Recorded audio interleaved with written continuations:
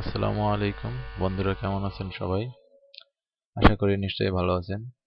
আজকে দেখাবো আপনাদেরকে পিএইচডি টু এইচটিএমএল এর ক্ষেত্রে কিভাবে আমরা পিএইচডি ফাইল থেকে ইমেজগুলোকে ক্রপ করব। তো এর জন্য আমরা প্রথমে একটা ফোল্ডার ক্রিয়েট করে নিই।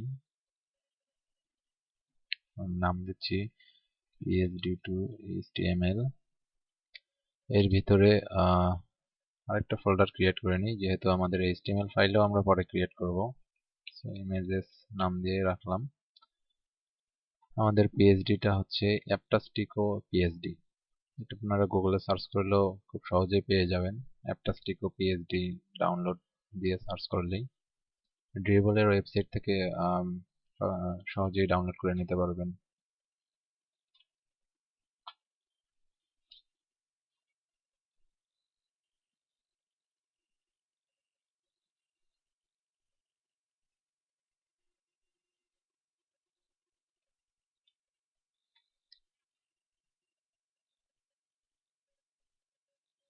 ভিডিওর কারণে আসলে একটু সময় নিচ্ছে। যাই হোক, এই হচ্ছে আমাদের পিএইচডি। যদি একটু জুম করি,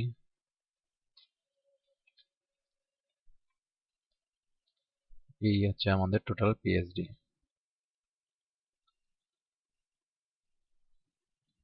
তো এখন আমরা এখান থেকে ইমেজ ক্রপ করব। আজকের প্রথম পার্ট হচ্ছে ইমেজ ক্রপিং। তো এই জন্য আমরা সিলেক্ট করার জন্য মুভ টুল সিলেক্ট করে নিব। যদি আপনাদের এখানে অটো সিলেক্ট অপশনটি চেক করা না থাকে, আপনারা চেক দিয়ে দিবেন। এখানে আমরা গ্রুপ না নিয়ে আমরা লেয়ারকে সিলেক্ট করে নিব। এই লেয়ার সিলেক্ট করে নেওয়ার সুবিধা হচ্ছে যে আমরা যখনই কোনো ইমেজে ক্লিক করব, সাথে সাথে সেই ইমেজটা যে লেয়ারে আছে সেই লেয়ারটি সিলেক্ট হয়ে যাবে। তো চলুন আমরা প্রথমে লোগোটাকে ক্রপ করার চেষ্টা করি। তো একটু জুম করে নিয়ে, বেটার সিলেকশনের জন্য আমরা জুম করে নিয়ে সিলেক্ট করব। কারণ কিছু কিছু ক্ষেত্রে দেখা যাবে যে কিছু আইকন আছে খুবই ছোট। তো সেসব ক্ষেত্রে দেখা গেল যে সেটাকে ক্লিক করলে দেখা যায় যে তার ব্যাকগ্রাউন্ড সহ সিলেক্ট হয়ে গেছে। তো সেটার জন্য আমরা জুম করে সিলেক্ট করে নেব। আমি যদি ক্লিক করি, দেখুন ডান পাশে আমার লেয়ারটি সিলেক্ট হয়ে গেছে। আমি যদি টগল অন অফ করি, দেখুন আমার লোগোটা ডিসঅ্যাপিয়ার এবং আবার চলে আসতেছে। তো এখন আমরা এটাকে ক্রপ করার জন্য তার আগে সিলেক্ট করে নিতে হবে। আমরা মার্কি টুল, রেক্ট্যাঙ্গেল মার্কি টুল সিলেক্ট করলাম। এখন যে কাজটা আমরা করব সেটা হচ্ছে আমার এই লেয়ারের এই চোখটিতে কিবোর্ডের অল্টার বাটন চেপে মাউসের লেফট বাটন দিয়ে একবার ক্লিক করব। তাহলে দেখুন আমার সেই লেয়ারটি বাদ দিয়ে বাকি সব লেয়ার অফ হয়ে গিয়েছে।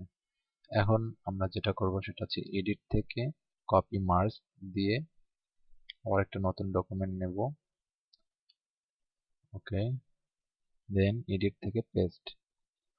দেখুন আমাদের আমরা যেহেতু এটাকে ট্রান্সপারেন্ট হিসেবে রাখবো, সে কারণে আমরা এটার ব্যাকগ্রাউন্ডটির চোখ অফ করে দিয়ে আমরা সেটা সেভ ফর ওয়েব সেই হিসেবে আমরা সেটাকে সেভ করব।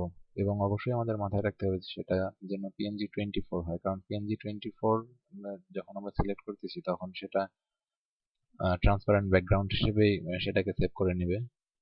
তো সেভ বাটনে ক্লিক করি এবং আমরা আমাদের যে ফোল্ডারটি ক্রিয়েট করেছিলাম PHP to HTML, সেখানে ইমেজেসে আমরা ফাইলটিকে সেভ করব। লোগো নাম দিলাম এবং সেভ, ক্লোজ করে দিই।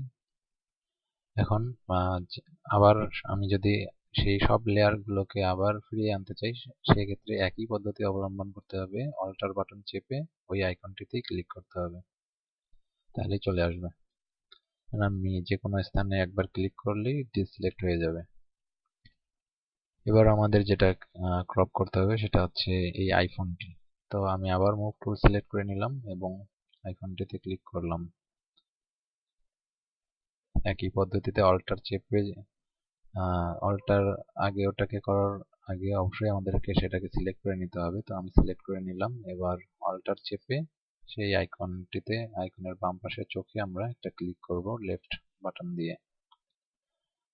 একই পদ্ধতি ক্রপ, কপি মার্জড, নিউ থেকে আমরা নিউ ডকুমেন্ট নিয়ে পেস্ট করে দিব। ট্রান্সপারেন্টের জন্য আমরা অবশ্যই ব্যাকগ্রাউন্ডকে অফ করে দিয়ে পিএনজি তে অবশ্যই সেভ করব এবং save for web PNG iPhone নাম দিলাম। একই পদ্ধতিতে আবার আমরা সেই সব লেয়ারকে ফিরিয়ে আনবো। বাইরে ক্লিক করলাম, জুম করে আমরা এই আইকনটিকে শুধু নেব। তো মুভ টুল দিয়ে আগে লেয়ারটিকে সিলেক্ট করে নিতে হবে, এটা অবশ্যই মনে রাখতে হবে। আমার নিজেরও মাঝে মাঝে ভুল হয়ে যায়।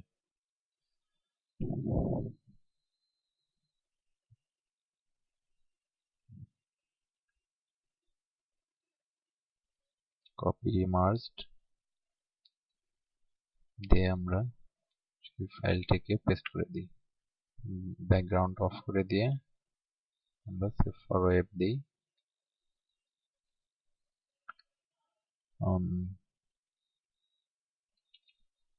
মোর আইকন নামে আমরা সেটাকে সেভ করে রাখি। যদিও আমি নামটা আসলে ভুলে গিয়েছিলাম, এই কারণে একটা নাম দিয়ে রাখলাম। একই পদ্ধতিতে আবার আমরা অল্টার চেপে যদি এটাতে ক্লিক করি সেটা আবার চলে আসবে।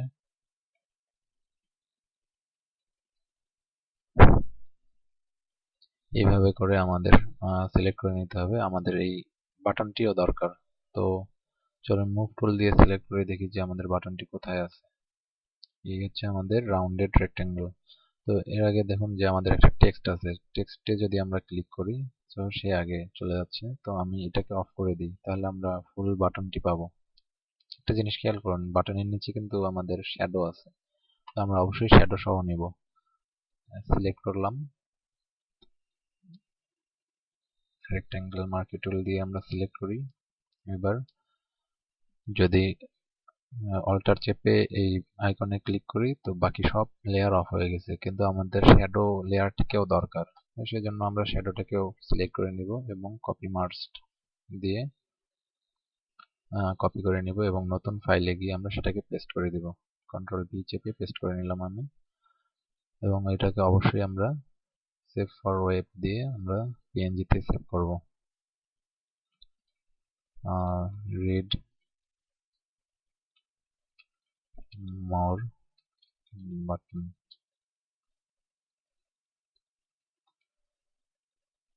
এবার একটু সমস্যা হবে যে দেখুন, আমি যদি অল্টার চেপে আবার এটাতে ক্লিক করি, দেখুন আমার কিন্তু ওই আগের সব লেয়ার গুলো আসতেছে না, শুধু এই দুটো লেয়ারই আসতেছে। সেক্ষেত্রে আমরা একটা কাজ করব যে রাইট বাটন ক্লিক করব এবং show or hide all other layers, এটাতে আমরা দুইবার সিলেক্ট করব, তাহলে আমার সবগুলো চলে আসবে। এভাবে করে আমরা বাকি সবগুলোকেই আমরা ক্রপ করে নেব।